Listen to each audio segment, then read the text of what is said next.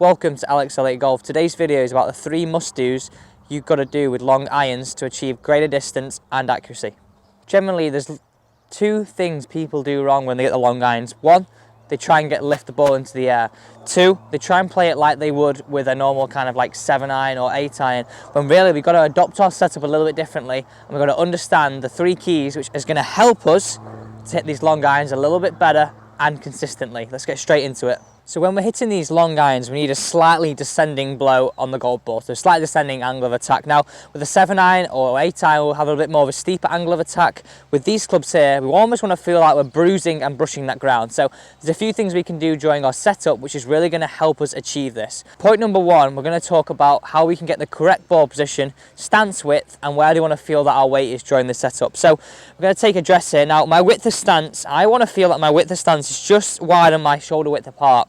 And I really want to feel, instead of these toes pointing in, which I generally see with most people throughout the game, I want to feel as though, imagine that golf ball is at 12 o'clock, we've got the left pointing at 10 and the right toes pointing at 2. So we've got a nice solid platform to move around.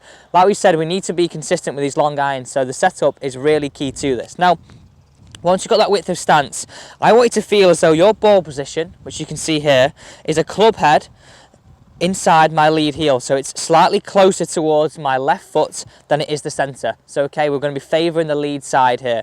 So once we've got the ball position correct, now I want you to feel as though we've got 55% of our weight on our left side. So really nice and simple, because this is going to help us. 1, we've got the ball position up, which means the ball is going to be up in our stance, but we want to still achieve that slight descending angle of attack, so we can move our weight a little bit into that left side.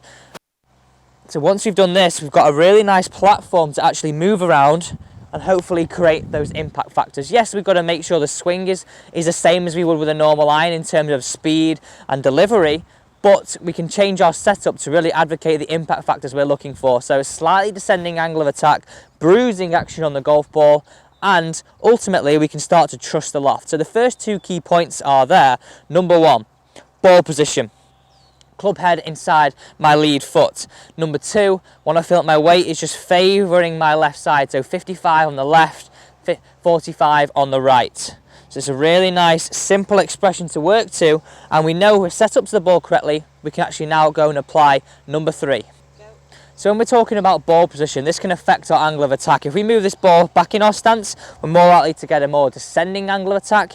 If we move this ball up in our stance slightly, we're more likely to be shallower into the golf ball. So that's the first key point. We want to make sure this ball position is correct so we can achieve a nice bruising action on the golf ball. Let's get on to the final point. Point number 3, it's all about trusting the loft and feeling like we swing to a finish. This is the final point, and this is one of my favourite ones. So we know we've got the setup, ball position, and where we want the weight to feel.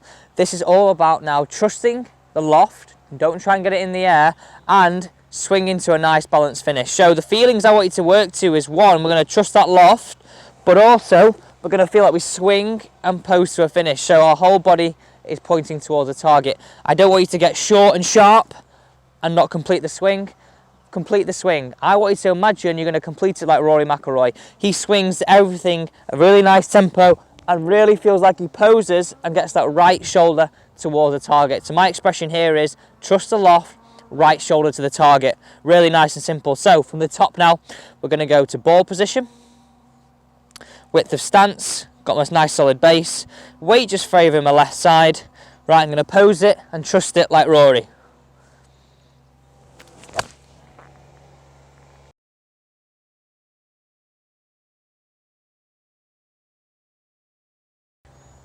Thank you for watching today's video on Alex Elliott Golf. You've got the 3 key points which you can start nailing your long irons. Remember, the long irons are going to categorise for a lot of people are kind of a 5, 4, 3 iron. Some people may even carry a 2 iron. Now, the thing I wanted to actually reiterate here, that if we're someone who struggles to create clubhead speed, these long irons may not actually go any further than our mid irons. And this is where we actually need to make a decision. Should we go to long irons or hybrids? Hybrids with a bit of a lower centre of gravity, a bit more mass behind the head.